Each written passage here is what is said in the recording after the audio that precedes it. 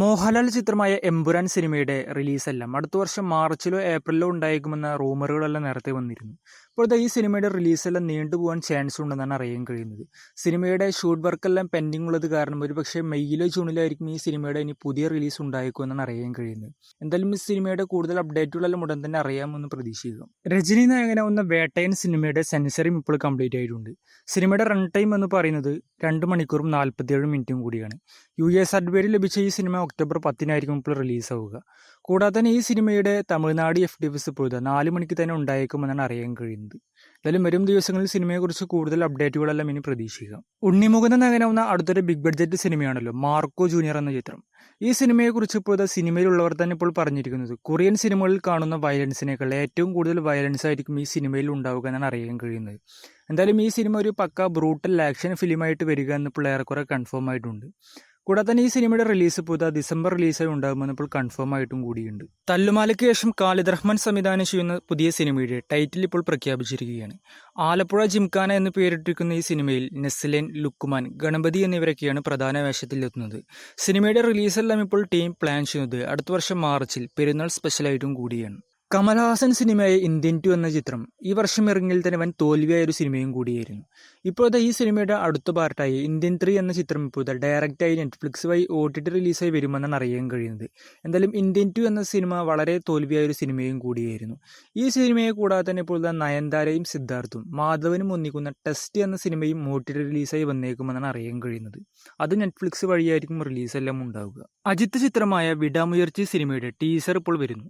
സിനിമയുടെ ടീസർ ഇപ്പോഴത്തെ രജനിയുടെ വേട്ടയൻ സിനിമയുടെ റിലീസിനന്ന് തന്നെ വിടാനാണ് പ്ലാൻ ചെയ്യുന്നതെന്നാണ് അറിയാൻ കഴിയുന്നത്.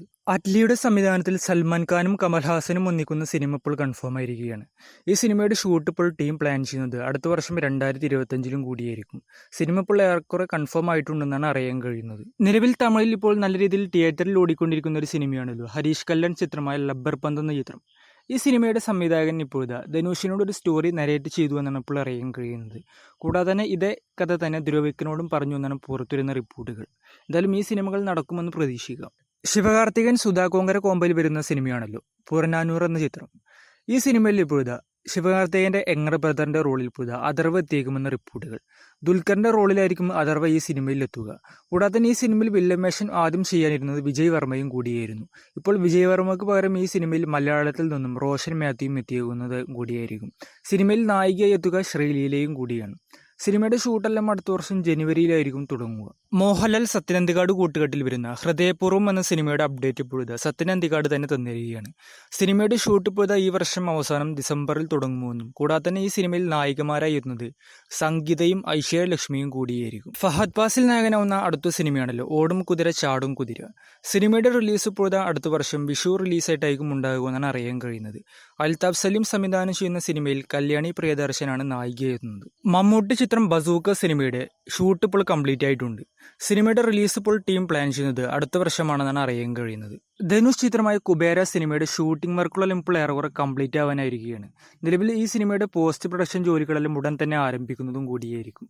സിനിമയുടെ റിലീസെല്ലാം ഒരു പക്ഷേ അടുത്ത വർഷം എന്തായാലും പ്രതീക്ഷിക്കാം. ഷാറൂഖ് ഖാനെ നായകനാക്കി അമർ കൗശിക്കിന്റെ ഒരു സിനിമ വരുന്നു. ഇതൊരു അഡ്വഞ്ചർ സിനിമയായിരിക്കുമെന്നാണ് അറിയാൻ കഴിയുന്നത്. കൂടാതെ തന്നെ ഇത് സ്ത്രീ യൂണിവേഴ്സിൽ പെടുന്ന ഒരു സിനിമയായിരിക്കില്ല എന്നും മറിച്ച് ഒരു പുതിയൊരു സിനിമയായിരിക്കുമെന്നാണ് അറിയാൻ കഴിയുന്നത്.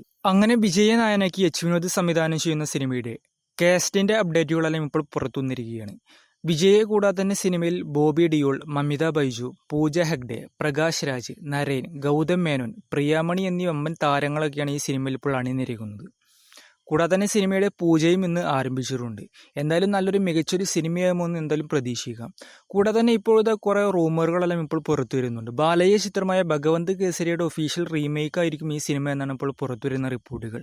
എന്തായാലും ഒരു പക്ഷേ ആവില്ല എന്നെന്തായാലും പ്രതീക്ഷിക്കാം. കാർത്തി മാരി സെൽവരാജ് കൂട്ടുകെട്ടിൽ വരുന്ന സിനിമ ഇപ്പോൾ ഏറെക്കുറെ കൺഫേം ആയിട്ടുണ്ട്. കാർത്തിക് ഈ സിനിമയുടെ കഥ ഇഷ്ടപ്പെട്ടുവെന്നും ഓക്കെ പറഞ്ഞു എന്നാണ് ഇപ്പോൾ അറിയാൻ കഴിയുന്നത്. ഉടൻ തന്നെ ഈ സിനിമയുടെ ഒരു ഒഫീഷ്യൽ പ്രഖ്യാപനമെല്ലാം ഇനി പ്രതീക്ഷിക്കാം.